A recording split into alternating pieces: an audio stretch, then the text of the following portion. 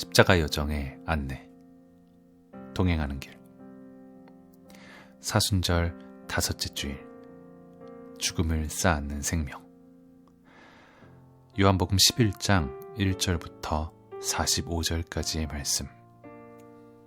어떤 병자가 있으니 이는 마리아와 그 자매 마르다의 마을 베다니에 사는 나사로라. 이 마리아는 향유를 주께 붓고 머리털로 주의 발을 닦던 자요, 병든 나사로는 그의 오라버니더라. 이에 그 누이들이 예수께 사람을 보내어 이르되, 주여 보시옵소서, 사랑하시는 자가 병들었나이다 하니, 예수께서 들으시고 이르시되, 이 병은 죽을 병이 아니라 하나님의 영광을 위함이요, 하나님의 아들이 이로 말미암아 영광을 받게 하려 함이라 하시더라. 예수께서 본래 마르다와 그 동생 나사로를 사랑하시더니 나사로가 병들었다 함을 들으시고 그 계시던 곳에 이틀을 더 유하시고 그 후에 제자들에게 이르시되, 유대로 다시 가자 하시니, 제자들이 말하되, 랍비여, 방금도 유대인들이 돌로 치려 하였는데 또 그리로 가시려 하나이까? 예수께서 대답하시되, 낮이 12시간이 아니냐? 사람이 낮에 다니면 이 세상의 빛을 봄으로 실족하지 아니하고 밤에 다니면 빛이 그 사람 안에 없는 고로 실족하느니라. 이 말씀을 하신 후에 또 이르시되, 우리 친구 나사로가 잠들었도다. 그러나 내가 깨우러 가노라. 제자들이 이르되, 주여, 잠들었으면 낫겠나이다 하더라.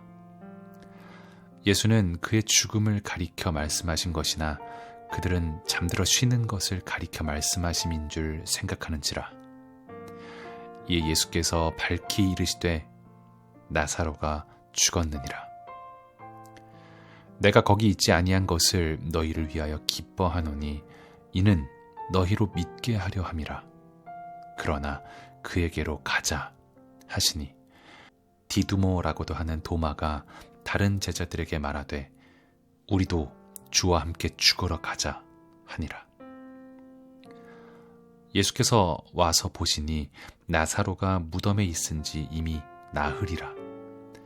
베다니는 예루살렘에서 가깝기가 한 오리쯤 되매 많은 유대인이 마르다와 마리아에게 그 오라비의 일로 위문하러 왔더니, 마르다는 예수께서 오신다는 말을 듣고 곧 나가 맞이하되 마리아는 집에 앉았더라.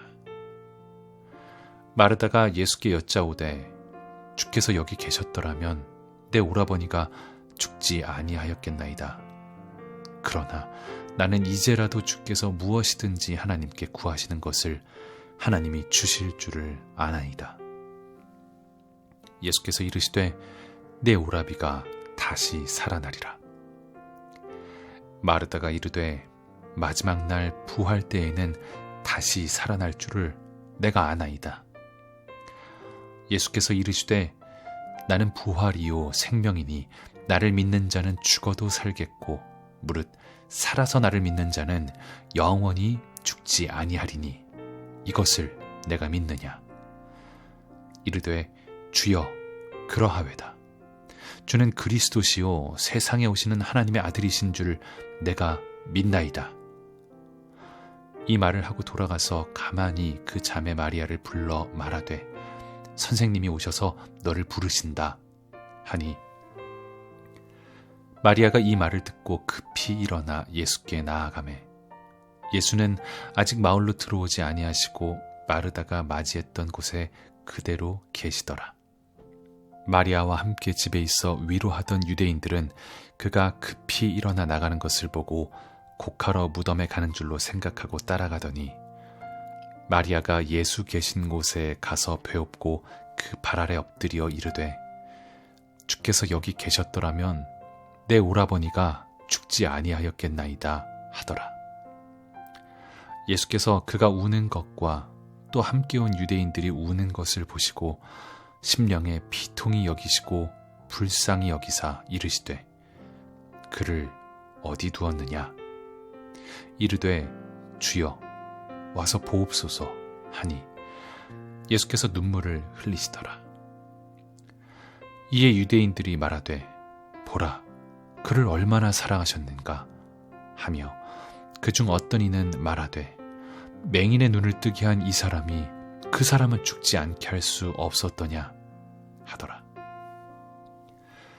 이에 예수께서 다시 속으로 비통히 여기시며 무덤에 가시니 무덤이 굴이라 돌로 막았거늘 예수께서 이르시되 돌을 옮겨 놓으라 하시니 그 죽은 자의 누이 마르다가 이르되 주여 죽은 지가 나흘이 되었음에 벌써 냄새가 나나이다.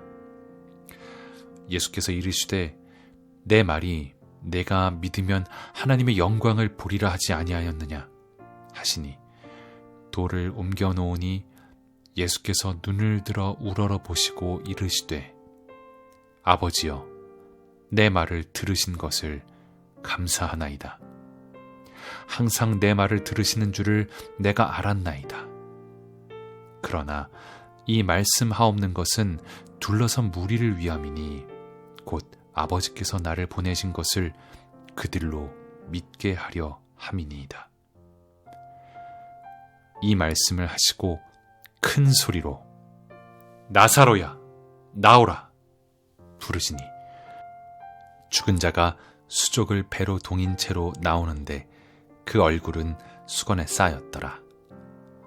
예수께서 이르시되 풀어놓아 다니게 하라 하시니라. 마리아에게 와서 예수께서 하신 일을 본 많은 유대인이 그를 믿었으나. 아멘. 예수님은 베다니로 가서 죽은 나사로를 살립니다. 이 기적을 통해 예수님은 인간의 깊은 무의식에 잠재된 죽음에 대한 생각을 바꾸고 죽음조차도 믿음의 영역으로 끌어들이고 있습니다. 예수님과 제자들, 예수님과 마르다와 마리아의 대화를 떠올려 보십시오. 예수님은 나사로가 잠이 들었으니 깨우러 가자고 합니다. 제자들이 이해하지 못하자 그가 죽었다며 이 사건이 제자들에게 새로운 믿음의 계기가 될 것이라고 말합니다. 베다니에 이르러 마르다와 마리아와도 대화를 나눕니다. 마르다는 예수님이 계셨더라면 오라비가 죽지 않았을 것이라며 안타까워하며 주께서 지금이라도 구하면 하나님께서 무엇이든 다 이루실 것이라고 고백합니다. 마르다의 고백에는 주님을 향한 깊은 신뢰와 믿음이 있지만 죽음은 이미 일어난 일이라 여기기에 재론의 여지가 없어 보입니다. 예수님은 멈추지 않고 말씀을 잇습니다. 내 오빠가 다시 살 것이다. 마르다는 마지막 날에 부활할 것을 믿는다고 말씀드립니다. 예수님의 말씀을 받아들이되 세상 끝날에 이루어질 부활, 당시 대부분의 유대인이 품은 믿음의 언어로 답합니다. 예수님은 집요하십니다. 나는 부활이요 생명이니 나를 믿는 자는 죽어도 살겠고 무릇 살아서 나를 믿는 자는 영원히 죽지 아니하리니 이것을 내가 믿느냐. 마르다가 마지막 날로 미뤄둔 부활을 예수님은 지금 여기 마르다와 예수님이 있는 한가운데로 끌어들입니다. 내가 생명이다. 이 생명은 죽음의 반대가 아니다. 죽음은 생명과 분리되어 도무지 넘을 수 없는 절대적 경계가 아니다. 죽음조차도 참된 생명을 벗어날 수 없으며 하나님의 영광을 위해 쓰일 도구이다. 죽음은 독립된 힘도 영역도 아니다. 참된 생명은 죽음도 쌓고 넘어선다. 고 선언합니다. 마르다도 예수께서 주님이며 하나님의 아들이심을 믿노라 응답합니다. 그러나 믿음이 있다는 것이 그분이 무엇을 하실지 짐작할 수 있다는 것은 아닙니다. 그분께서 새로운 길을 여실 터인데 그것이 무엇일지는 모르나 온전히 신뢰할 수는 있습니다. 그녀는 이 신뢰로 오빠 나사로의 부활을 보았고 주께서 말씀하신 생명이요 부활의 참뜻을 온몸으로 깨우쳤습니다. 생명과 부활은 언제나 믿는 이의 짐작을 훌쩍 넘어서는 사건입니다.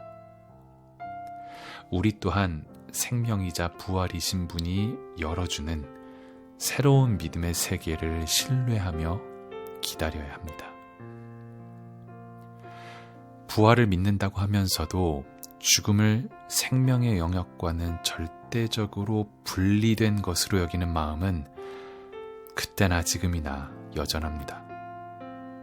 그러나 주님은 믿음이란 죽음조차 생명의 영역 안으로 끌어들이는 것임을 보여주십니다.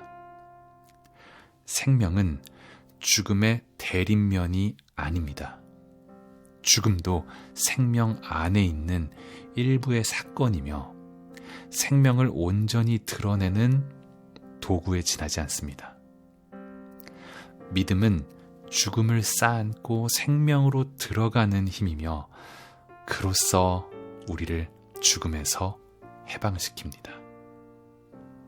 주님, 저희에게 믿음 주심을 감사드립니다. 주님이라 고백하면서 저희 예측이나 생각 안에 당신을 잡아두지 않게 하시고 새로운 영역으로 저를 확장하시는 그 초대에 기꺼이 순종하게 해주십시오. 죽음조차 생명 안에 녹이신 주님을 찬양합니다. 아멘.